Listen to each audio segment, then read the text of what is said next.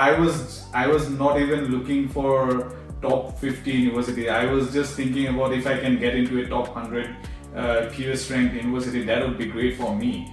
And many other Indian business tycoons, Narayan Murthy was also there. This is particularly in relation to the Australia-India relation, how better it could be, how they can develop it. He didn't get full scholarship in the first instance, right? Yes. So he had to pay a little bit of fees, and then you apply for full scholarship, and then the whole fees got refunded. Yeah. The tuition fee was around $177,000. It's around 99 lakhs for 4 years. Yeah, exactly. And how do you apply it? Like, do you apply it on Uni portal? I've taught these 3 courses till now.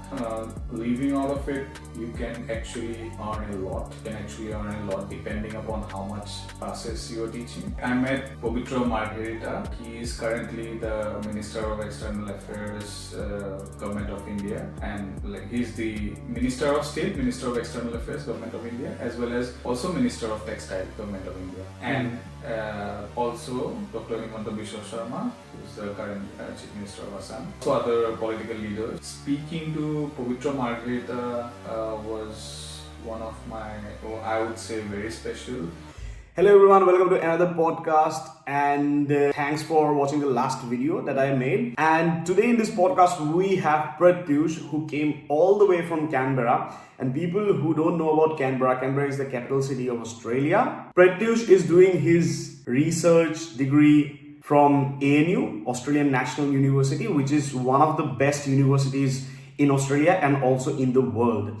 So he is here in Perth, and we have lots of stories to hear from him. And this video is going to be very, very, very important for those who are thinking of coming to Australia and pursue their research degree, because Pratush is doing his research degree with full scholarship. So I would encourage everyone to watch this video till the very end, because we'll be discussing those processes, like his process that enabled him to get full scholarship in Australia. Apart from that, Pratush also has some of the great experiences.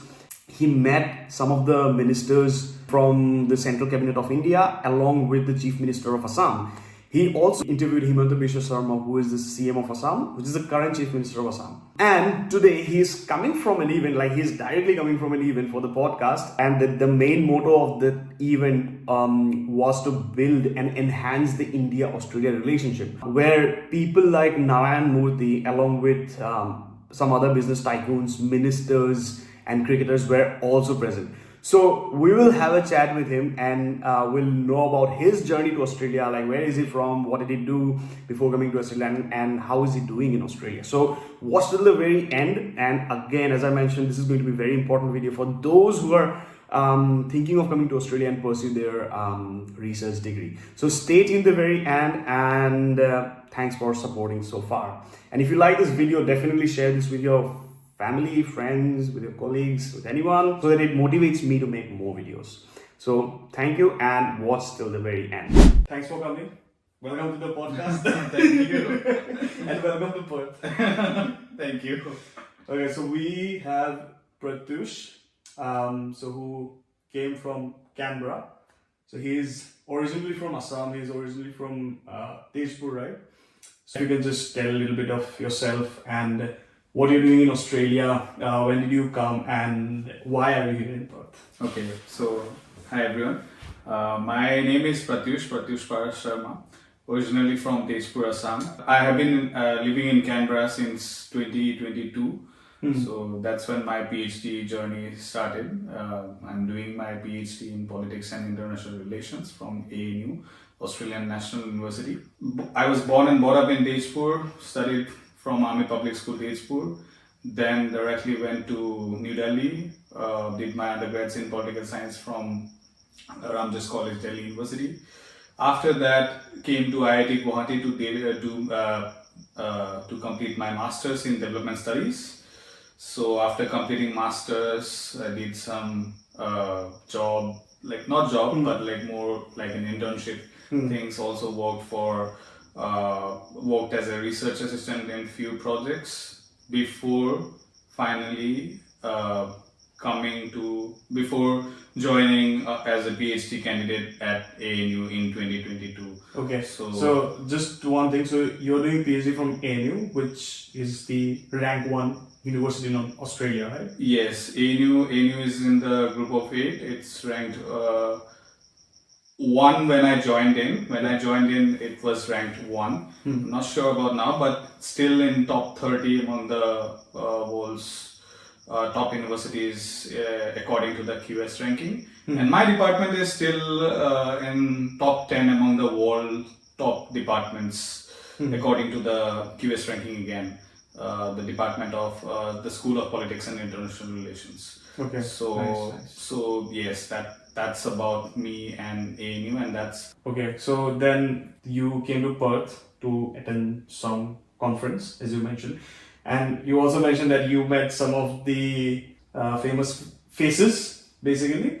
So if you can just tell us whom did you meet today, and you also met one of the ministers in Australia. So the sole plan of me coming to Perth was to first attend the Australian Political Science Association conference that is happening in Perth from 25th of November till 28th of November. But then also I am a big cricket enthusiast. So that led me to come to Perth early because the BGT, Border Gavaskar Trophy, is starting from tomorrow, which is 22nd of November. So that is one of the reason. But then my friend Anubhav Shankar Goswami, he was the of course. So in his podcast, he took my full name, so that's why it's my turn to take his full name. So okay, nice. He was the one. Actually, we wrote a paper on cricket diplomacy back in 2022, and then since we both have a big interest in cricket, so we thought that maybe it would be a good idea to watch together. But then he somehow got to know that before the beginning of this test series, the Australian Tourism Department is organizing a big 3-day event. Also, while the test match is happening, there are some big events happening at that time as well, with including all the people who will come to see the test match. But this is particularly in relation to the Australia-India relation, how better it could be, how they can develop it, how they can develop the develop the Indian-Australia relation. That was the main agenda of this strategic partnership. So my friend Anubhav, he mailed the tourism department stating that we are researchers who happen to work on cricket diplomacy. So it would be really great if we can get an opportunity to meet a few dignitaries, including cricketers. It'd be good for our project, upcoming projects, as well as like to gain new insights, new perspective. So the department responded to it, and like they have sent us invitations for 3 events, including the breakfast, which had the likes of Australian former cricketer Mitchell Johnson and famous Indian commentator Harsha Bhogle, and many other Indian business tycoons. Narayan Murthy was also there. Oh yes. I saw the photos. Exactly. So there and also different other Australian ministers, including the tourism minister, who is also the deputy chief minister of the Western Australian government. It was a very good event. We got to meet a lot of people, a lot of big dignitaries, including cricketers, as well as these famous sportspersons.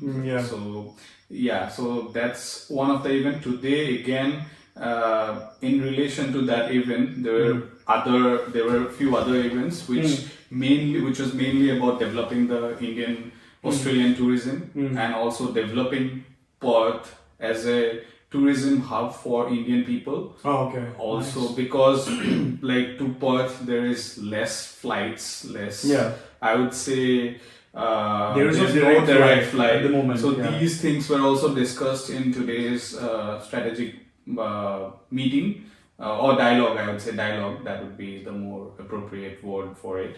So in these dialogues, there were also discussions about bringing researchers, collaborations with IITs, also other big universities in India, and how we can have researchers coming from India as well as Australia to work on projects together and build this friendship, develop this friendship. Yeah. So that was the main point, and I guess there were already, there were already few opportunities which they were able to create, the India-Australia, especially the India-Australia relation organization. There's an organization under DFAT, Department of Foreign Affairs, works solely on these diplomatic ties, diplomatic dialogues, etc.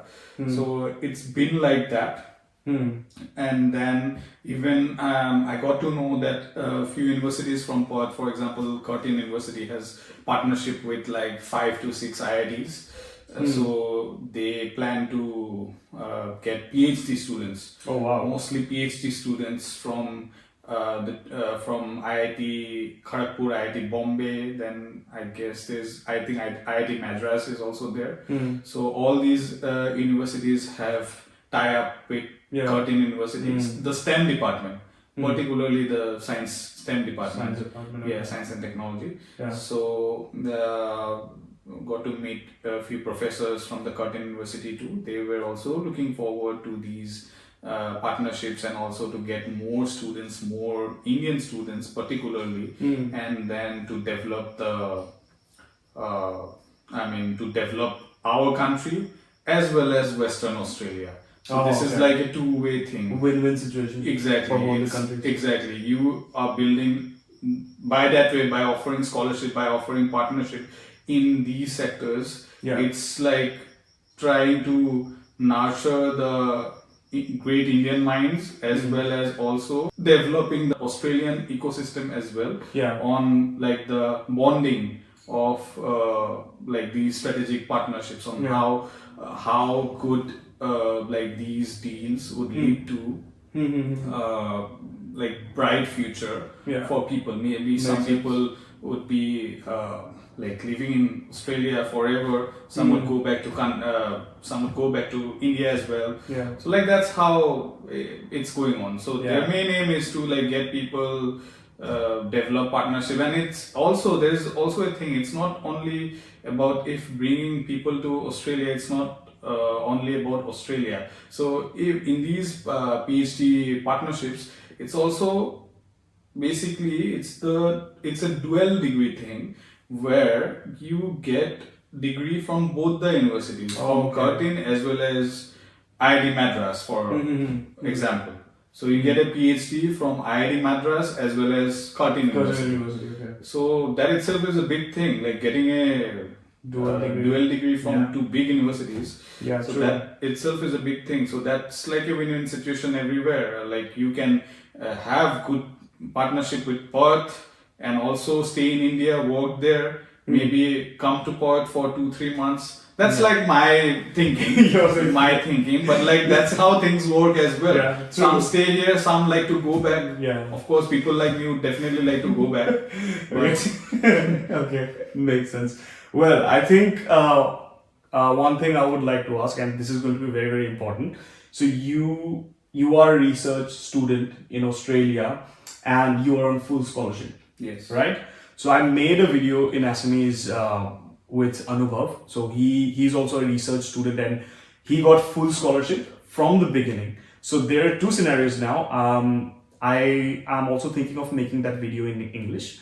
Today I want to ask you, because in your case it was different. So he didn't get full scholarship in the first instance, right? Yes. So he had to pay a little bit of fees, and then you apply for full scholarship, and then the whole fees got refunded. Yes. So can you explain this process of whoever is thinking of applying for research degree in Australia will be helpful? Okay.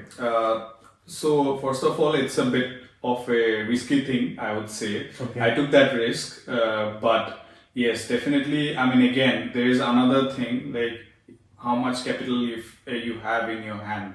So that's another thing.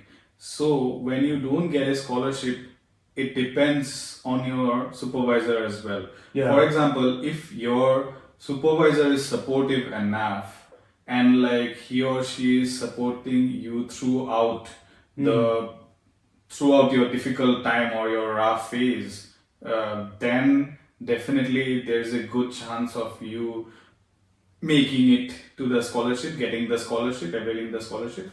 So, but then again, it's tricky because at the first go, because I would say my course, the tuition fee was around $177,000. $177,000. So close to 1 CR. Yes, it's around 98, 99 lakhs Yeah. for 4 years. Yeah, exactly. So that's 1 CR. And like in every semester, you have to pay nearly around 25,000 Australian dollars. So that's basically around 14 to 15 lakhs. Makes sense. In 6 months. 6 months, yeah. In 6 months, 14 to 16 lakhs. So basically 1 year, 30 lakhs.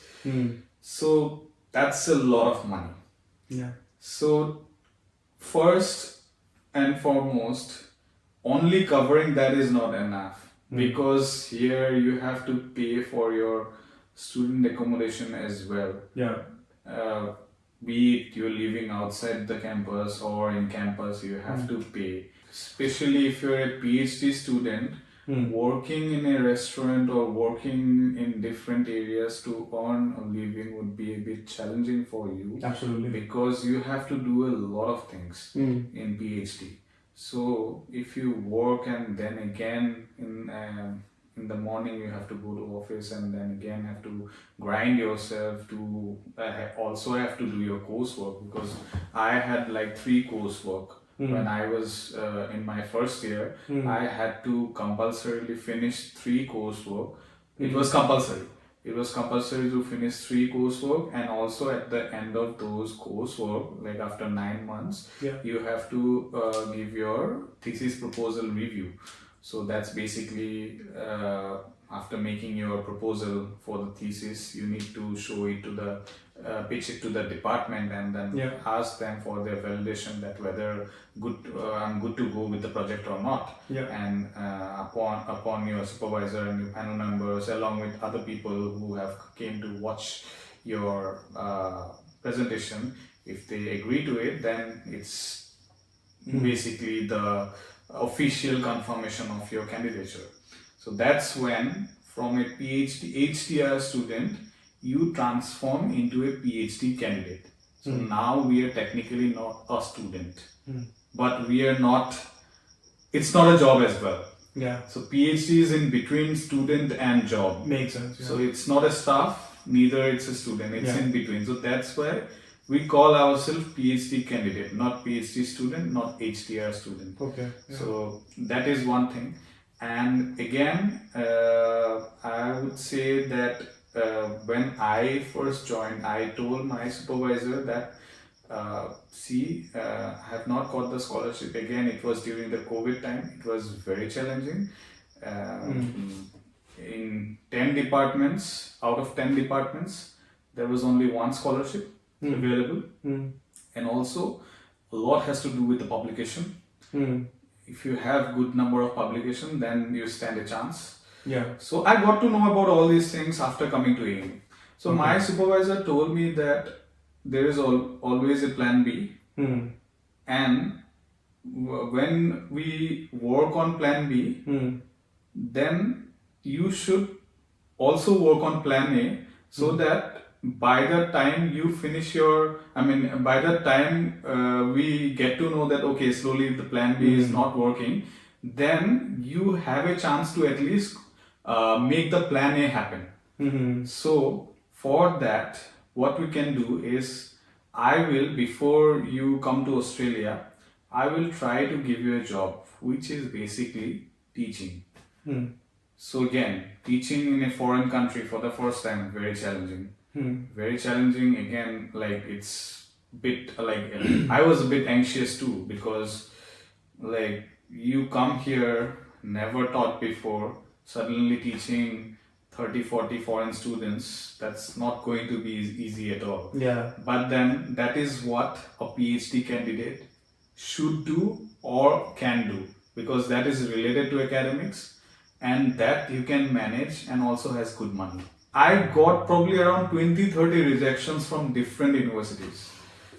Different universities offer different rejections, and after But now you are in the one of the best in the world, best in Australia and one of the best in the world. Like I mean I don't know how it happened, but I was not even looking for top 50 university. I was just thinking about if I can get into a top 100 QS ranked university, that would be great for me. But then I did not hope to get into ANU, and when I mailed my supervisor that time, I did not know that ANU was the number 1 ranked university in Australia, and also like it was 27 or 28 ranked university in the world, and I had no idea about my department rank at all. When I got here, then only I got to know about my department and like how big my department is in Australia and also in the world. People have like academicians have idea about my department. I had no idea about all these things at all. How did you got your full scholarship? You mentioned that you took the admission first. I have paid for a year. For a year. I have paid for a year. Yeah, I have paid for a year. And then I got the scholarship 2022, end of 2022. So yes, I paid basically for 1 year, the 2022 year. So basically, you mean there are two ways. One is if you have what Anubhav explained, you need to have good publications. And I think you also need to attend conferences. And if you're attending more than conferences, I would say conference is still not the. I mean, it's a good point, but again, more than conference, it's more about publications. Publications, okay. You need to have at least 3 publications to be in that like position to get a scholarship. Otherwise, there is less chance of getting a scholarship, and especially talking about ANU, particularly about College of Arts and Social Science or College of Asia Pacific. I have idea about the College of Arts and Social Science. So in that you have there are 10 departments, and from those 10 departments there are only 4 scholarships.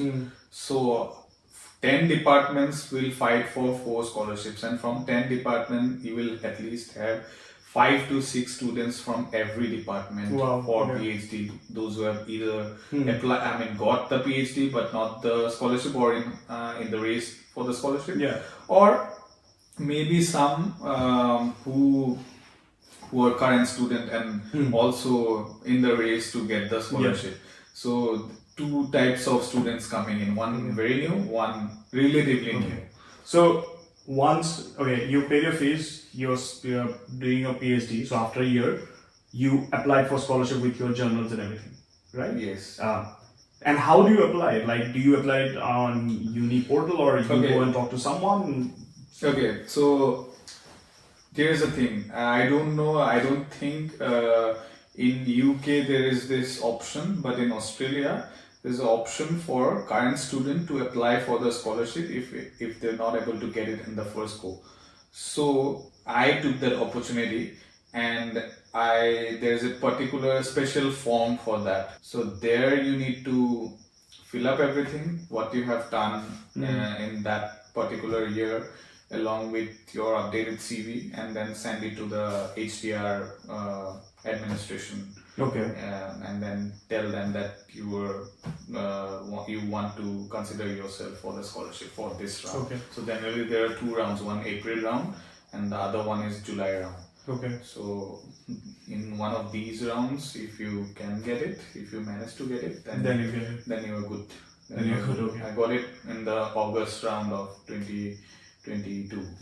So that's that's why it's like 1 year 1 year for me. Okay. Uh, And once you receive your scholarship, and then the amount you have paid will be refunded. Is it true? yeah, I mean, it depends, but generally they give you the amount you pay, and also the stipend you have missed. Oh, okay. Oh, wow. You also get the stipend. Yeah, the Oh, wow. stipend you have missed for 1 year. Oh, so it's like salary plus your Yeah, salary plus, fees. so it's like maybe it could be $50,000. Nice. Maybe it could be $60,000-$70,000 as true. well. So yeah, you get everything in a bulk. So that's a good thing. Okay, so just tell me about your teaching experience. So what did you do exactly? Like, what did you teach, and how much you used to make at that time, and was it enough for you to live here? Yeah, I mean, I would say teaching experience was one of the best experience. Actually, is one of the best experience, because you get to learn as well as also get to know how to teach these. Because teaching these foreign students is a bit. I mean, I would say it's not. I mean, I would say that it's like similar to how you teach in India, but just that you need to speak in English. Yeah. That's the only difference. And But also, you see students from different countries. It's not Exactly. like student from Australia or India Exactly, sitting. It's exactly. Multicultural countries. So multicultural. I mean, different people coming together, and like so it's like this same experience, but just like you need to speak in English, and rest of the things, if you know the subject matter, then it's not a big problem for you. I taught 3 courses actually. Public choice and politics was my favorite course. It's on elections, game theory, and all that. So Nice. it has a bit of maths as well. So I really personally like that course. Then there is another course on development and change. So that's related to economic development studies. It's like a very multidisciplinary course which has trade perspective, which has got trade, environment, sustainable development, everything together in that. And then I also taught Introduction to IR, International Relations. So that's a first year course. Nice. So I've taught these 3 courses till now, and earning, living out of it, you can actually earn a lot. You can actually earn a lot depending upon how much classes you are teaching. And also how much experience you have. So, for example, I would say that in 1 hour, you get around $150. That's the standard rate. And then, in repeated lectures, you get around $100 for each repeated lectures. So, in total, if you have, like, for example, 3 classes per week, then you earn around, say, how much? Around 350, and again, like around 700, 800 fortnightly you can earn around 700 to 800. That's like the minimal, I would say, minimal amount. Minimal, if you're doing minimal classes, 3. But then if you're taking, like, for example, 4 classes, then that goes up to around $1,200. So weekly or fortnightly? Fortnightly around $1,200, around $1,100, Okay. Fortnightly around $1,100, $1,200, and again, if you have marking, that adds up. Okay. Sometimes you get more weekly, even in weekly, you can get around $1,600, $1,700 if you're doing marking as well. So it depends, and then if you have stipend on top of it, then it's basically around $3,000 fortnightly. Fortnightly, you are earning around $3,000. So that means $6,000 monthly. $6,000 monthly, it's a lot of money, I think. Yes. Yeah, if you're studying as well. Yeah, $6,000 monthly. But it's like maximum, you're saying, right? 6,000 maximum. 6,000, no. If you have a scholarship, it's that much you can earn. Oh, okay. You can earn more. Okay. You can earn more, but you can do 4 classes actually. 3 to 4 classes you can do. Yeah, you can actually do 3 to 4 classes I would say every week. So maximum you can definitely take. Yeah. I mean last year I had to teach. Unfortunately, I had to teach 2 courses, and I had to take 7 classes per week. Per week I had to take 7 classes. So that means 14 classes. Okay. 14 Yeah. classes fortnightly. So, but then again, one thing you can do is that there's a flexibility in terms of having the classes. So you can take all the classes together in one day. Oh, yeah. Yeah, either you can take like 4 classes together, or you can take 2 classes, 3 classes together, something like that. So that's flexible, I would say. And So you have a limit, you mean? yeah, You have yeah. to sit within that limit. Yeah. Okay. So if I mean generally, if you're teaching 2 courses, it becomes a bit hectic. Then you can earn around $8,000, but it's a bit hectic because you have to do 7 classes. Yeah. So I would say one tutorial course where like in 1 week if you're doing 4 classes, that's enough.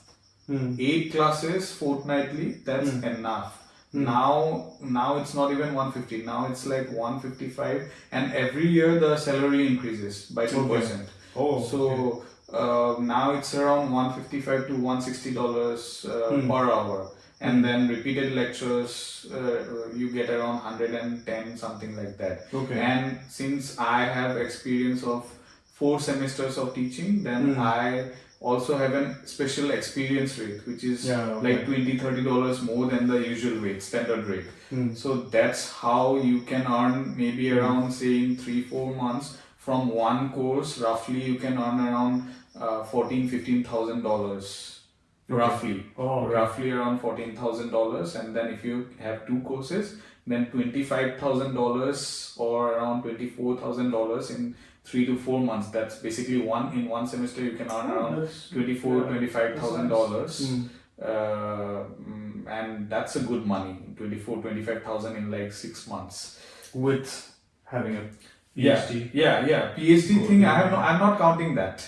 Yeah. If you're having a stipend, and that's the additional amount, the $25,000, that's the additional amount you can earn apart from your stipend. Stipend is fixed.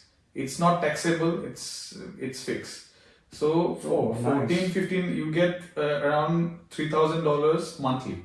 Stipend you get around $3,000 monthly. So on top of that, if you're getting another $3,000 or $4,000 monthly. Oh, it's really nice. Yeah, so that's what I'm saying. So that's why I would say tutoring, yes, it gives you a lot of money, but then again, it's a bit time consuming as well, because if you're tutoring, if you're teaching, then you have to mark, you have to like thoroughly correct the answer sheets, final exam, everything together. And that takes a lot of time. Obviously. So that's why I would not suggest anyone to like maybe, yes, it's good to do for like 1 year or maybe 2 years, but maybe towards the end of your PhD, it's better to focus on the thesis. That's why I have not taken any course in this year at all. Like in 2024, I have not taken any course, just the stipend money, that's it, because last 2 years I have worked a lot and it's been very hectic. That's why I thought that it's time to give some time to the thesis rather than working on rather than teaching. Makes sense. Well, that's a good one, good info. I think the next thing that I want to ask, and obviously I actually don't want to make this podcast very long, so we were talking before, some of the, not some of the, but maybe 1 or 2 ministers, one from Central. You also met the Chief Minister of Assam. If you can just tell, like, how was your experience? And I mean, it was for me, it was a really good experience because I was never expecting. So first, tell us who did you meet, and then. Okay, so I met Pavitra Margherita. He is currently the Minister of External Affairs, Government of India, and like he's the Minister of State, Minister of External Affairs, Government of India, as well as also Minister of Textile, Government of India, and also Dr. Himanta Biswa Sharma, who is the current Chief Minister of Assam. So and also other political leaders, Rakibul Hussain. I met Rakibul Hussain. I met Devabrat Saikia. I met a few other politicians as well. So yeah, but then speaking to Pavitra Margherita was one of my, I would say, very special. Like I have never seen a humble person as humble as him. He's very humble. The way I met him and then the way he remembered me, it was a very brief meeting. It was just 5 minutes meeting, and from there he gave his phone number, and then we started we started talking. So one day he even like gave around 20 minutes on the phone itself to talk about his political journey, and that time he was the political advisor to CM as well. So and again in the BJP office he gave me around 1.5 hours like discussing different things about elections, election campaigns, because I work on election campaign. I was working with that. India was my field study too. So I was there during the election time, and then I happened to, that's why I happened to meet a lot of people, political elites, I would say, as well as a few ministers and other people. So yes, when I was there, when I was there in February, March, very busy time for BJP. Last year. Very busy, last year. This year, 2024. Elections were coming, so it was a very busy time, but then that's why I was not expecting from anyone to give me any sort of like time or even like speak to me, but it was very kind of him to speak to me, like give me 1 hour, 1.5 hours, and also making it possible for me to meet the CM. The CM is very busy, but somehow he managed to give me an appointment to the CM. And on that day itself, the CM had 2-3 meetings. So he, after coming from some meetings in somewhere, and then again a big meeting with few party workers for like 1.5 hours. After that, the CM was leaving, and Pavitra also forgot about me. So I was not actually hoping to even meet the CM with so much security, but then I thought that maybe since it was my last try, because I would be traveling to Australia after that, so maybe I would just show my face to Pavitra and see whether he responds. And when he saw me, he's like, "Oh, Pratush, I'm so sorry, I forgot." He held my hand, he grabbed my hand and he took me. We ran to meet the CM. He breached all the securities, and the securities were pulling my bag from one side because they didn't know that Pavitra was holding my hand, and Pavitra was like trying to get through the crowd and to meet the CM. And then fortunately, it happened. I met the CM. CM gave me around 10 to 15 minutes. I interviewed the CM, and there were a lot of news media people I was interviewing, and I got to know from my cousins, family, friends that I appeared in News Live as well while interviewing the CM. I had no idea about this. No idea about all this, but then I was there. I saw myself asking question to the CM. The CM was responding. I had no idea about this, but then again, like after, and the CM was also very patiently listening to me, listening to my questions, and also giving me all the answers the way I was expecting actually.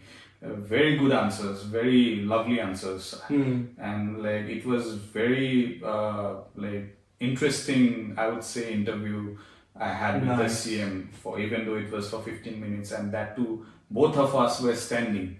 It was not even I would say not even a good environment to have an interview, but then since he had no time, so and that was probably the best way to get Makes sense.